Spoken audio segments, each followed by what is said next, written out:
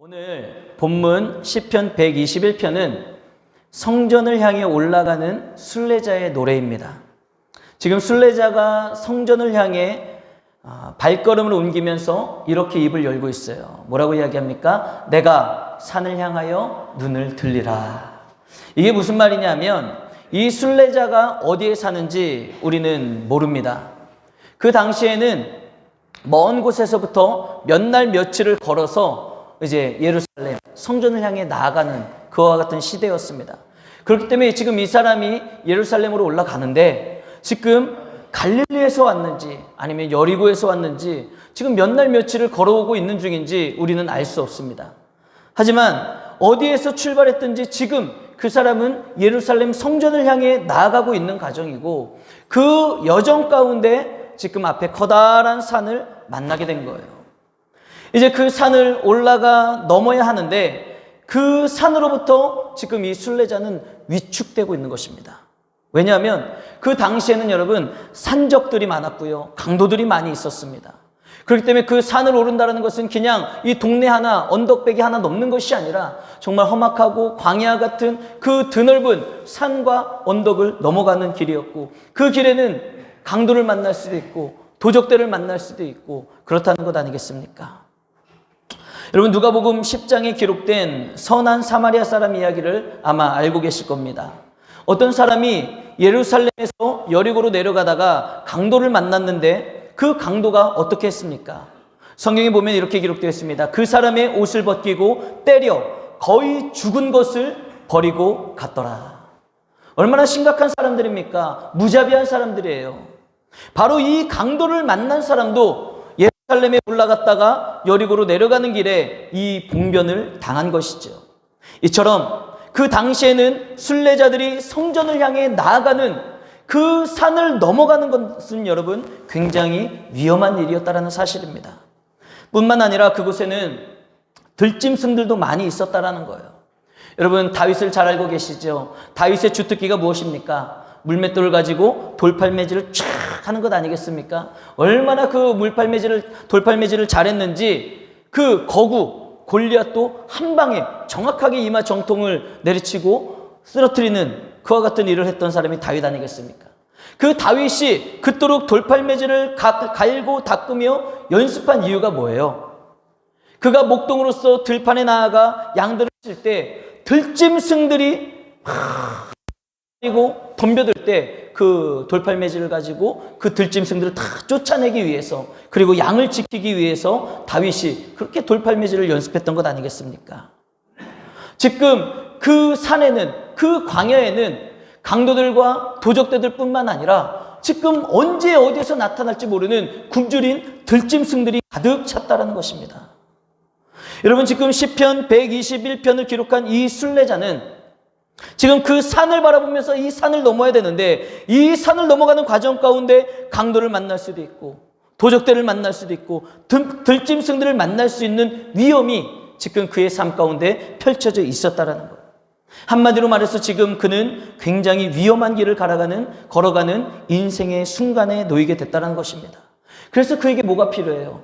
도움이 필요했던 거예요. 도움. 사랑하는 성도 여러분, 우리의 인생은 도움을 필요로 하는 인생이라는 것을 잊지 마시길 바랍니다. 우리는 독불장군처럼 혼자 모든 것들을 헤쳐나가며 살아갈 수가 없습니다. 지금 이 순례자가 성전을 향해 예루살렘을 향해 나아가는데 그 어마무시한 산을 바라보면서 내가 저 산을 오르고 넘어가야지 예루살렘으로 나아갈 수 있는데 도둑을 만날지 강도를 만날지 들짐승을 만날지 그 위험천만한 상황 가운데 그는 산을 바라보며 한심하고 한숨을 쉬며 그렇게 하는 것이 아니라 이때 그는 다시 한번 눈을 들어 여호와 하나님을 바라보고 있는 것입니다. 그는 여호와 하나님을 바라보며 하나님을 의지하는 기도와 고백을 올려드리고 있는 것이죠. 우리 다 같이 본문 2절 말씀 다 같이 한번 읽어보도록 하겠습니다. 시작. 나의 도움은 천지를 지으신 여호와에게서로다. 아멘. 할렐루야. 여러분 지금 이 순례자의 고백을 들어보십시오. 그 산을 바라보며 좌절하고 낙심하는 것이 아니라 근심 걱정하는 것이 아니라 눈을 들어 여호와 하나님을 바라보며 나의 도움은 이 천지를 지으신 여호와께서로다. 할렐루야. 여러분 기억하십시오. 우리의 도움은 다른 곳에 있는 것이 아닙니다. 우리의 도움은 그 어떠한 다른 사람이나 다른 환경과 상황이 있는 것이 아니에요. 오직 여호와 하나님만이 우리를 실족하지 아니하게 지키시는 분이심을 믿으시길 바랍니다. 낮에 해도 밤의 달도 우리를 상하거나 해치지 못하도록 우리의 오른쪽에서 그늘이 되어주시고 지켜주시는 분이 하나님이심을 믿으시길 바랍니다. 그리고 모든 환난을 면하게 하시고 우리의 영혼까지도 지키시는 분이신 줄 믿으시길 바랍니다.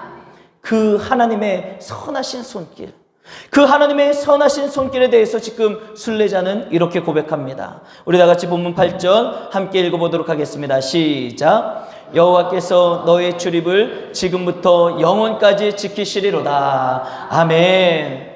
우리의 발을 실족하지 아니하게 하시는 하나님, 낮에 해도 밤의 달도 우리를 상하지 못하도록 우리의 오른편에서 그늘이 되어주시는 하나님, 어떠한 모든 환난을 만난다 할지라도 우리의 영혼까지도 지켜주시는 그 하나님, 그 하나님의 선하신 손길이 지금 내가 고백하는 이 순간부터 영원히 나를 지켜주실 것이다라는 믿음의 고백을 오늘 순례자는 고백하고 있다는 것입니다. 사랑하는 성도 여러분, 저와 여러분들을 이렇게 도우시고 영혼까지 지키시는 하나님께 감사하는 성도가 되시기를 주님의 이름으로 축복합니다. 여러분, 우리는 이와 같은 하나님을 향한 신앙과 감사를 잃어버려서는 안 된다는 거예요. 오늘 이 시편 121편을 쓴 순례자가 그 인생의 여정 가운데, 예루살렘으로 올라가는 여정 가운데 커다란 문제와 산을 만났을 때 오직 하나님만을 의지했고 하나님만이 나를 지켜주실 것이다라는 그 은혜를 사모하며 감사함으로 고백했던 것처럼 저와 여러분들의 인생 가운데도 그 하나님을 향한 신앙이 식어져서는 안 된다는 거예요. 그 신앙이 식어질 뿐만 아니라 나를 지키시고 도우시고 그늘이 되시고 나의 영혼까지도, 그리고 영원토록 함께 하시는 그 여호와 하나님 앞에 감사할 수 있는 저와 여러분들이 모두가 되기를 주님의 이름으로 축복합니다. 여러분, 오늘 우리가 이 말씀을 통해 하나님의 말씀을 배워나갈 것인데, 오늘 주시는 이 말씀을 통해서 내가 하나님께 무엇을 감사해야 될지, 그리고 내가 하나님 앞에 어떻게 감사해야 될지 우리가 함께 은혜를 나누도록 하겠습니다. 첫 번째, 여러분, 아무런 대가 없이 받았음에 감사하시길 바랍니다. 여러분, 우리는 아무런 대가 없이 받은 것들이 있다라는 거예요. 창세기 1장을 보면은 하나님께서 천지 만물을 창조하셨습니다. 그리고 아담과 하와를 창조하셨지요. 먼저 아담을 뭐로다가 만드셨나요? 흙으로 만드셨어요.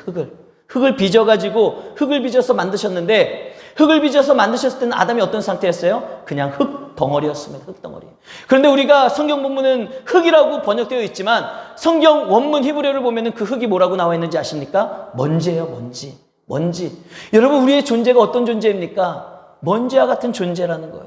그 먼지를 뭉쳐가지고 만든 게 바로 우리의 육신입니다. 그런데 그 육신을 그냥 내버려둔 것이 아니라 하나님께서 그곳에다가 생기를 불어넣어 주심으로 말미암아 비로소 살아있는 생명이 되고 우리가 하나님으로부터 생명을 받은 줄 믿으시길 바랍니다.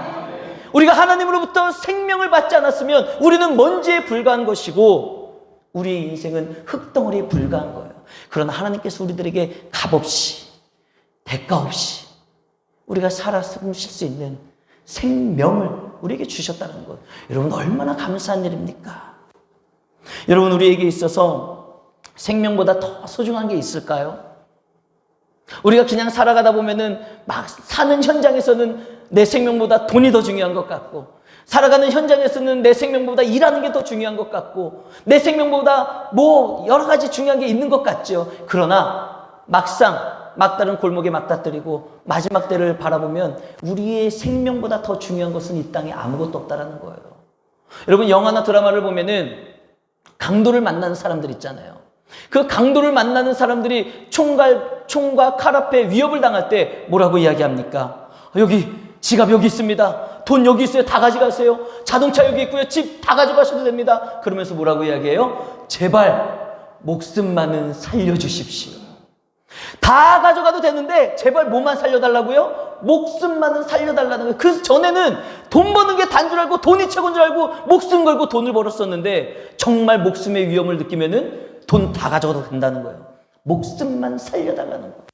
혹시 이런 사람이 있을까요? 안 됩니다. 이 자동차만은 안 됩니다.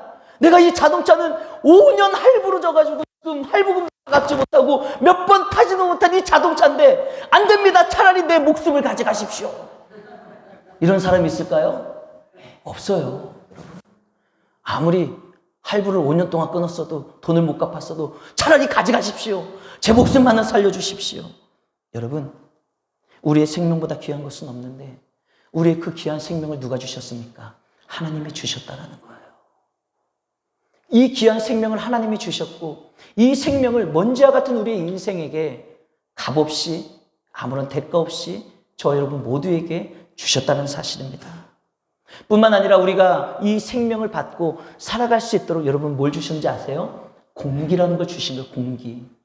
여러분 참 신기한 게요. 저는 지난번에도 한번 말씀드린 것 같은데 설교를 하면서도 이렇게 말을 하면서도 제가 숨을 쉬면서 살아있다는 게 너무 신기합니다. 하나님의 섭리가 얼마나 신묘막측한지 몰라요. 여러분 지금 다 숨 쉬고 계시죠?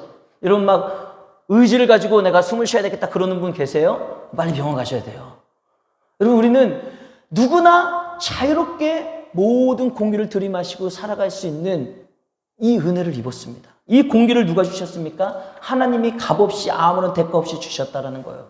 우리가 공짜로 매일 이 공기를 들이마시고 살아가고 있으니까 마치 당연한 것처럼 여기고 있지만 그렇지 않다는 겁니다. 여러분 손이 있으시다면 두 손을 가지고 하나는 코를 막아보시고 하나는 입을 막아보십시오.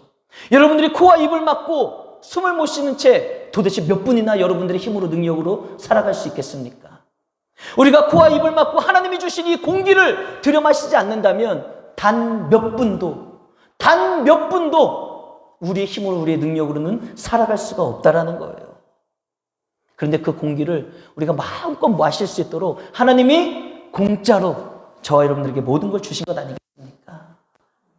만약에 하나님께서 우리에게 야, 이 공기, 이 산소 내가 너희들한테 줬으니까 니네 숨 한 번 쉴 때마다 10원씩 내. 그럼 여러분 도대체 우리가 하루에 얼마를 내고 살아야 되는 거예요? 하루에 얼마를 내야 됩니까? 여러분이 그 많은 돈을 하루 동안 일해가지고 열심히 해가지고 이 숨쉬는 공기값 다 충당하고도 먹고 살 수 있을까요? 아마 하나님이 10원씩 한 번 숨 쉴 때마다 10원씩 내라고 하면 우리는 그거 숨 쉬는 거 그냥 그거 공기 마시려고 살으려고 아둥바둥 돈 버는데 다 쓰고 말 겁니다. 그런데 그 귀한 공기를 저 여러분들에게 하나님이 공짜로 아무 대가 없이 그냥 주셨다는 거예요. 얼마나 감사합니까? 또한 하나님께서 천지 만물을 창조하시고 아담과 하와에게 생명을 주시고 공기를 주신 것. 여러분 이 공기라는 것은요 우리가 의식하지 않아요. 이게 하찮은 것이 아닌데도 이게 없으면 우리가 몇 분 살 수도 없는데 이 귀한 것임에도 불구하고 우리가 감사하지 않습니다. 그런데 아담과 하와에게 또 뭘 주셨는지 아세요? 에덴 동산이라는 걸 주신 거예요.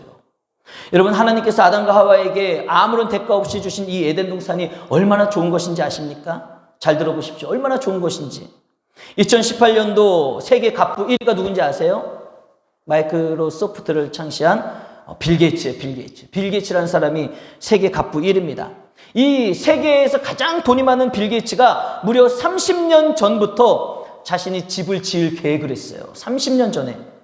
그리고 1850평의 땅을 23억 원에 구입을 합니다. 그리고 7년에 걸쳐서 714억 원의 건설 비용을 투입해가지고 건축을 했는데 지금 그 집값이 시가로 약 1,400억 원에 이른다고 합니다. 30년 전부터 기획해서 무수한 수백억의 돈을 들여가지고 지은 집 얼마나 좋은 집이겠어요. 최첨단의 주택시설을 가지고 있었습니다. 그곳에는요 최첨단의 시설을 갖추고 있을 뿐만 아니라 주방이 6개라고 합니다. 우리 주부님들 집에 주방이 6개가 필요할까요? 왜 이렇게 많이 필요한지 난 잘 모르겠네. 아무튼 그 대저택에는요 주방이 6개나 있대요. 뿐만 아니라 수영장이 있고 대형 디지털 스크린이 달렸고 그리고 도서관까지 있다고 합니다. 심지어 방문하는 사람의 정보를 입력하면 그 집안을 돌아다닐 때 그 사람이 좋아하는 음악이 흘러나오는 그와 같은 최첨단 시스템을 갖춘 집이 바로 30년 전부터 수백억을 투자해서 지은 빌 게이츠라는 사람의 집이라는 거예요. 어마어마하게 좋겠죠. 뭐 더 이상 나온 정보가 없어서 제가 말씀드릴 수 없지만 이야기하지 않은 어마어마한 정보들이 그리고 어마어마한 것들이 그 집안에 다 있지 않겠습니까? 굉장히 좋은 집이에요. 그런데 세상에는 그 빌 게이츠의 집만 그렇게 좋을까요? 아니에요. 또 다른 갑부들의 집도요, 빌 게이츠 집 못지않게 좋은 집들이 많이 있습니다. 그러나 여러분, 이 세상에 아무리 좋은 집들이 많다 할지라도 여러분, 에덴 동산보다는 더 좋을 수가 없다라는 거예요. 또 이렇게 말씀드리면은 무슨 소리야 목사님, 에덴 동산은 지금 풀떼기밖에 없고 나무떼기밖에 없는데 무슨 최첨단의 시설, 따뜻하고 아늑하고 시설 좋은 집이 좋지 무슨 에덴 동산이 좋아, 막 그렇게 생각하시는데 한번 들어보시길 바랍니다. 여러분, 집이 아무리 좋다고 해서 우리의 인생이 사는 게 행복하고 좋은 게 아닙니다. 아무리 여러분 집이 좋으면 뭐랍니까? 두더지 새끼도 아니고 그 집 안에서만 살 거 아니잖아요. 집이 좋다고 해서 여러분 평생 죽을 때까지 그 집 밖에 안 나올 사람 계십니까?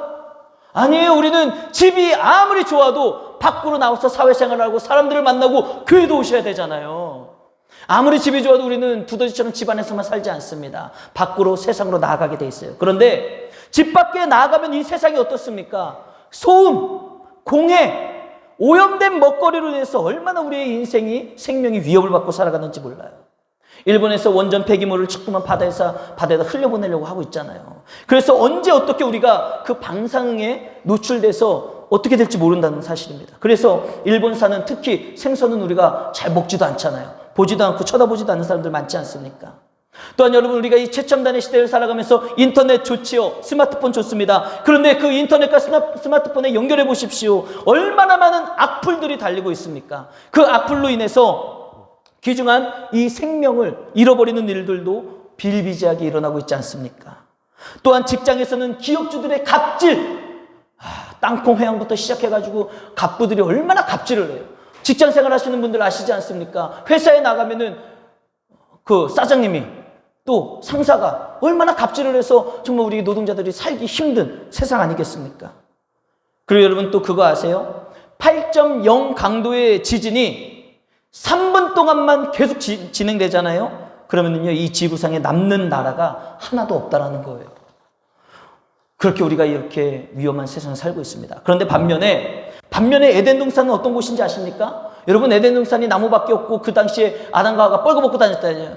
벌거벗고 다녔다고 우가 뭐 원시인같이 다녔다고 여러분 우습게 보시면 안 된다는 겁니다. 여러분, 그 에덴 동산은 하나님께서 만들어 주셨을 때 빌 게이츠의 집처럼 최첨단 시설은 없었어요. 없었지만 오히려 그곳에 뭐가 있는지 아십니까?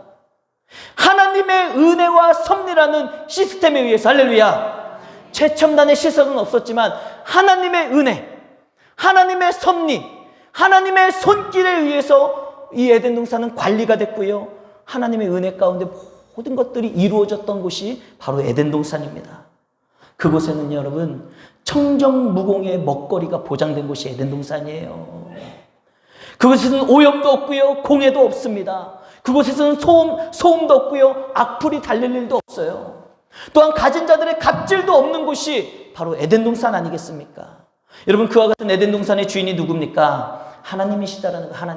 하나님이 그 에덴 동산을 만드셨습니다. 그리고 아담과 하와에게 선물로 주시면서 청지기로 그들을 부르신 거예요. 그리고 이렇게 말씀하시죠. 너희는 이 땅을 관리하고 다스려라.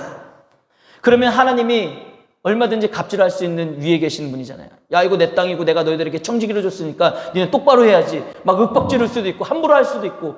그러나 하나님은 여러분 갑질은커녕 오히려 그들을 사랑으로 덮음어 주시고 그들에게 더 은혜를 듬뿍 주시며, 이들에게 뭐 필요한 게 없나? 내가 뭘 더해줄 수 있는 게 없나?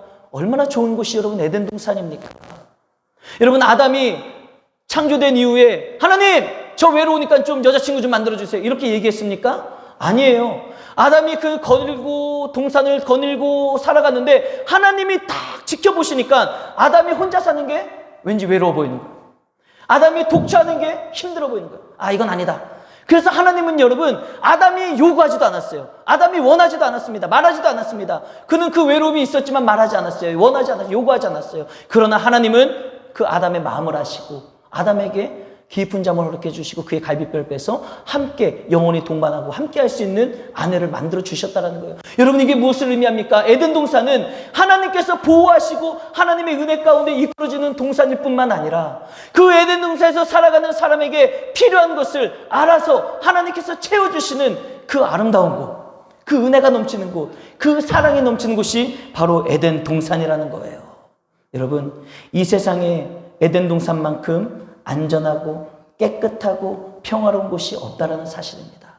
그 에덴 동산을 여러분, 바로 하나님이 값없이 아무런 대가 없이 아담과 하와에게 주셨다는 사실입니다. 여러분, 얼마나 감사한 일이에요. 얼마나 감사한 일입니까? 아담과 하와에게 하나님께서 아무런 대가 없이 생명도 주시고, 아담과 하와에게 살아갈 수 있는 공기도 주시고, 또한 살아갈 수 있는 최고의 삶의 터전인 에덴 동산까지 주신 것, 여러분 얼마나 감사한 일입니까? 여러분, 여기서 중요한 게 뭔지 아십니까? 오늘을 살아가는 저와 여러분들에게도 하나님께서 아무 대가 없이 저 여러분들에게 생명을 주셨고, 우리가 의식하지 않으면 못할 정도로 우리가 누리고 있는 공기를 주셨고, 또한 에덴 동산과 같은 최고의 선물을 각 사람에게 하나님께서 주셨다는 사실이에요. 여러분, 지난주에 나눠드린 받은 복을 세어보아라, 여러분 적어보신 분 계시나요? 아직 다음 주가 아마 추수감사주일이기 때문에 아직 적지 않으신 분들이 많은 걸로 알고 계시는데, 여러분, 받은 복을 세어보아라. 우리가 2019년 한 해를 마무리하면서 다음 주에 있을 추수감사주를 준비하며 감사함으로 우리가 한 해를 마무리했으면 좋겠습니다. 그래서 지난주에 나눠드린 받은 복을 세어보아라. 이제 여기 밖에 나가시면 기장대도 있고 1층 원탁에도 있습니다. 여러분, 안 가져가신 분들은 그걸 꼭 가져가셔서 집에 가셔가지고 묵상해 보세요. 내가 2019년 동안 한 해 동안 받은 은혜는 무엇인가? 받은 복은 무엇인가? 여러분, 새하려 보시고 그곳에 적어 보시길 바랍니다. 오늘 나에게 주신 하나님의 최고의 선물, 에덴 동산과 같은 것은 무엇인가?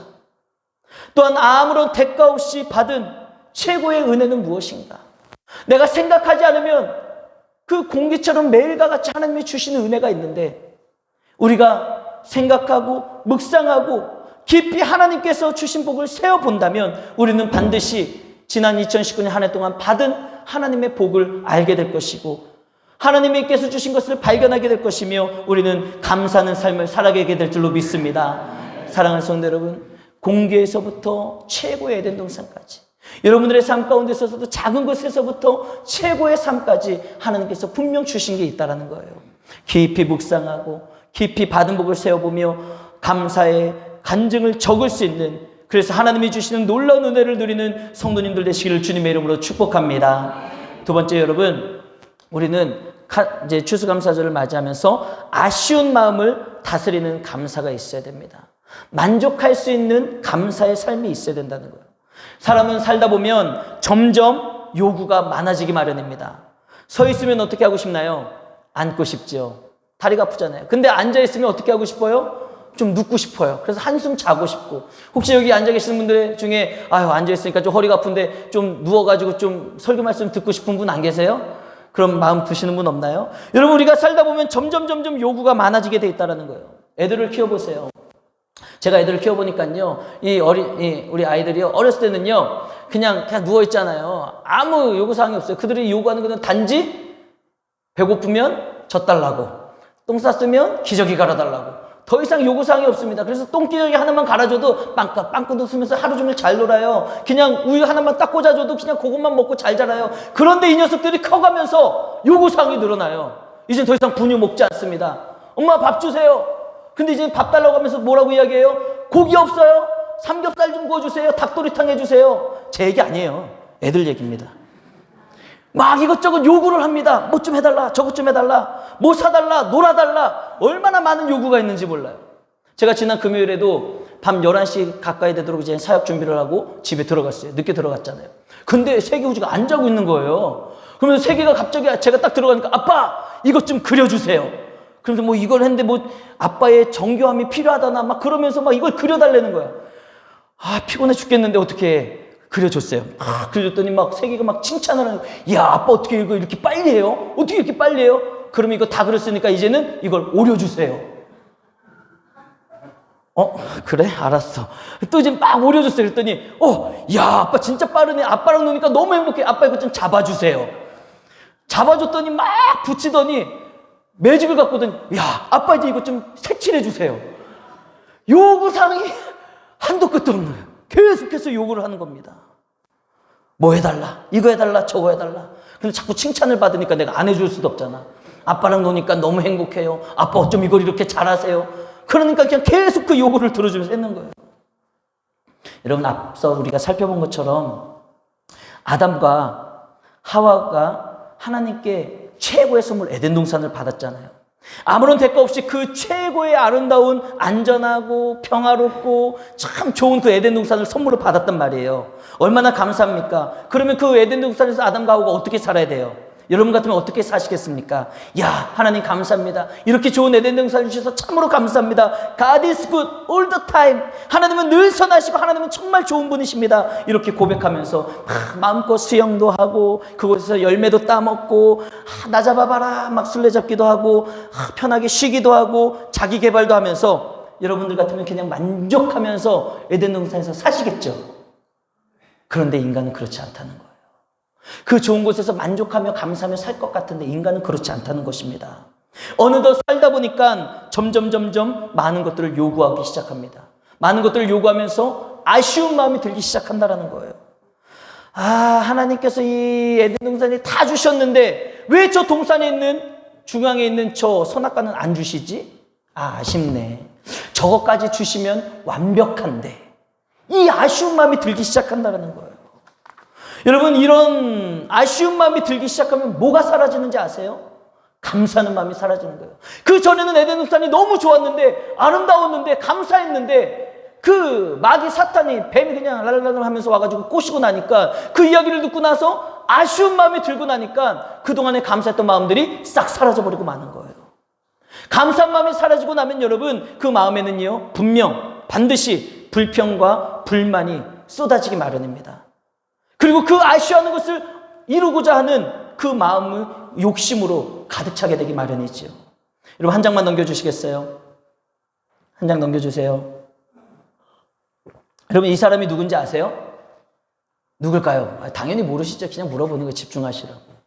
옛날 사람일까요? 옛날 사람입니다. 이 사람이 누구냐면 프랑스의 철학자 파스칼이라는 사람이에요. 파스칼.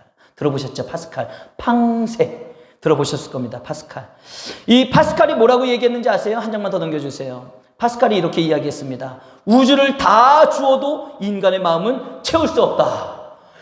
야, 인간의 마음이 얼마나 넓으면, 얼마나 크고 넓으면 우주를 다 갖다 줘도 그 마음을 채울 수 없네. 마음이 넓으셔서 좋겠어요.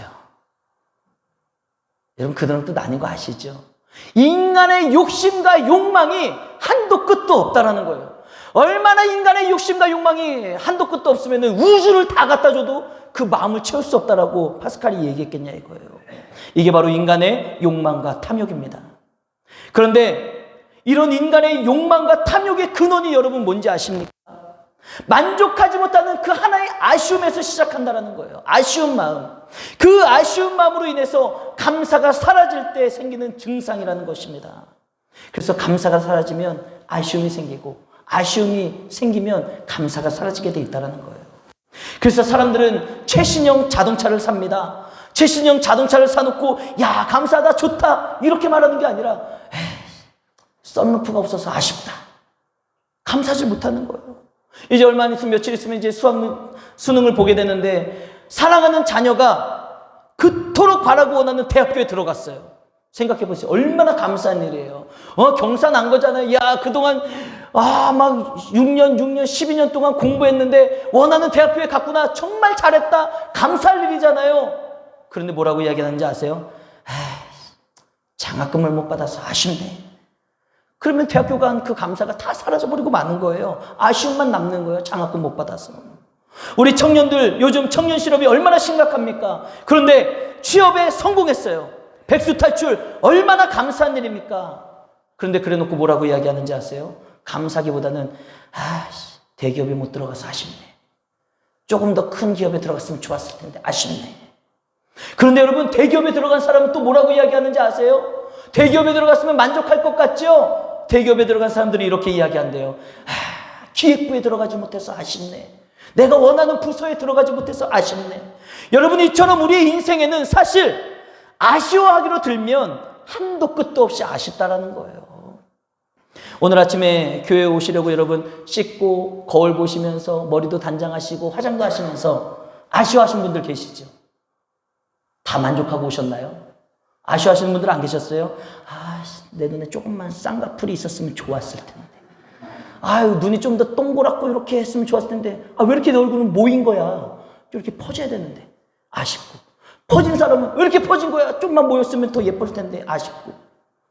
이 콧대가 조금만 높았으면 좋았을 텐데. 그래서 아쉽고. 내가 보기엔 다들 머리숱 괜찮은 것 같은데. 머리숱이 없어. 조금만 더 있었으면 좋았을 텐데. 아쉽고. 내 키가 3cm만 더 컸으면 좋았을 텐데. 아쉽고. 너무나도 아쉬운 일이 많다라는 거예요. 여러분, 외모, 건강, 재산 등 우리가 아쉬워하기 시작하면 여러분 한도 끝도 없이 아쉬운 게 우리의 인생입니다. 우리는 이와 같은 아쉬운 마음이 들어올 때 어떻게 해야 돼요? 우리는 마음을 관리해야 돼요. 우리는 이 아쉬운 마음이 들어올 때 마음을 다스릴 수 있어야 됩니다. 그래서 이때 필요한 게 뭐냐? 바로 이거예요. 모든 것이 충분합니다. 모든 것이 충분합니다. 괜찮습니다. 하나님 감사합니다. 여러분, 이 고백이 우리의 입술 가운데 필요하다라는 말입니다. 여러분, 환경과 상황이 여러분들에게 만족을 줄 수 있을 것 같습니까? 절대로 그렇지 못합니다. 이것만 이루어지면 여러분 만족할 것 같지요. 이것만 되면은 행복할 것 같지요. 그러나 파스칼이 이야기했잖아요. 온 우주를 다 주어도 인간의 마음은 채울 수가 없는 거예요. 이것만 주어지면 만족할 것 같았는데 이게 이루어지고 나면은 그 다음 거를 요구하게 돼 있어요. 아쉬워하며 살아가게 돼 있습니다. 그러므로 환경과 상황이 우리에게 만족을 절대로 줄 수가 없는 것입니다. 만약 환경과 상황이 여러분들에게 만족을 주는 것이라면 도대체 어떤 상황이 돼야 여러분 만족하겠습니까? 도대체 어떤 상황이 돼야지 여러분 만족하겠냐 이거예요. 대통령이 되면 만족하시겠습니까? 아니에요. 대통령도 아마 아쉬움이 있을걸요. 우리 국민들이 조금만 말을 더 잘 들었으면 좋을 텐데 아쉬울 것이고, 좀 더 많은 국민들이 나를 지지해주면 좋을 텐데 아쉬움이 있다라는 거예요. 앞서 말씀드린 것처럼 대기업에 취업을 해도요 만족하지 못해 아쉬운 거예요. 원하는 대학교에 들어가도 만족하지 못하고 아쉬움이 따라붙기 마련이라는 것입니다. 그러므로 환경과 상황이 우리에게 만족을 주는 게 아닙니다. 여러분, 사도 바울은 빌립보서 4장 12절을 통해 아주 기가 막힌 고백을 하고 있습니다. 어떤 고백을 하는지 함께 읽어보겠습니다. 시작.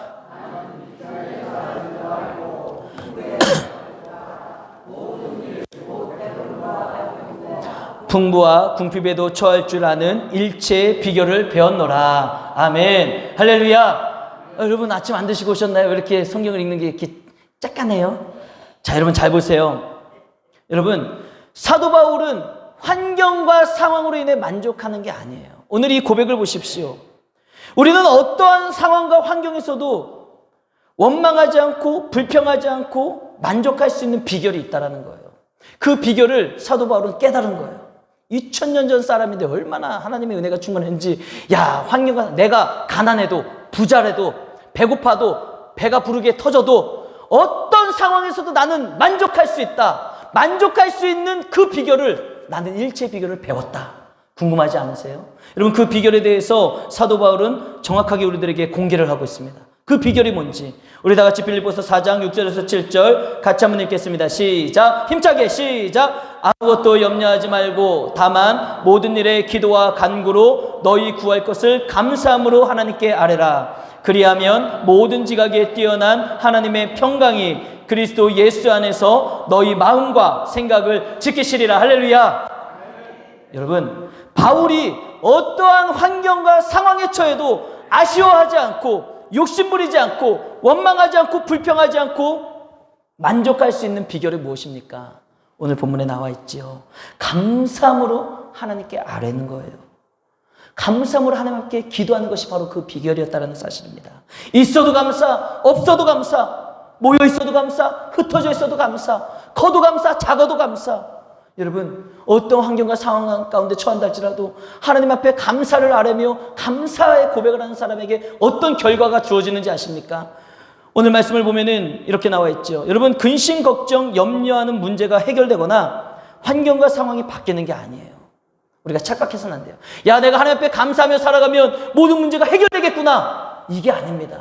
오늘 사도 바울이 가르쳐주는 그 비결은 무엇입니까? 우리가 어떠한 염려할 상황, 힘들고 어려운 상황 가운데 하나님 앞에 감사를 고백하면 문제가 해결되기 이전에 하나님의 평강이 그리스도 예수 안에서 우리의 마음, 우리의 생각을 지켜주신다는 거예요. 그리고 여러분, 생각을 지켜주신다는 게 뭔지 아십니까? 나에게 주어진 그 환경과 상황을 바라보면서 이해가 되는 거예요. 이성적으로 이해가 되는 것입니다. 알게 되는 거예요. 깨닫게 되는 거예요. 옛날에는 내 인간의 사고방식으로 봤을 때는 망했다, 죽었다, 큰일 났다, 이렇게 될 수 있었던 일이 하나님의 은혜를 입고 다시 보면은 그게 새롭게 재해석이 되는 거예요. 이해가 되고 알게 되고, 그러므로 말미암아 그 상황에서 헤쳐나갈 길을 볼 수 있는 은혜를 입게 되고 승리의 길로 인도해 주신 하나님의 은혜를 경험하게 된다는 것입니다. 여러분, 얼마나 놀라운 하나님의 은혜입니까? 사랑하는 성도 여러분, 그러므로 어떠한 환경과 상황 속에서도 아쉬워하지 않고 우리가 만족하며 기쁨을 누리고 행복할 수 있도록 모든 일에 감사함으로 하나님께 아뢰고 기도하는 성도가 되시기를 주님의 이름으로 축복합니다. 우리 한번 힘차게 따라 하실까요? 아쉬움이 생길 때마다 감사함으로 물리치자. 할렐루야. 여러분, 아쉬운 마음이 들어올 때마다 우리는 감사함으로다가 그 아쉬운 마음을 물리쳐야 돼요. 그래야지 만족한 감사로 인해 우리는 행복하게 이 세상을 살아갈 수 있는 것입니다. 여러분 아시겠지요?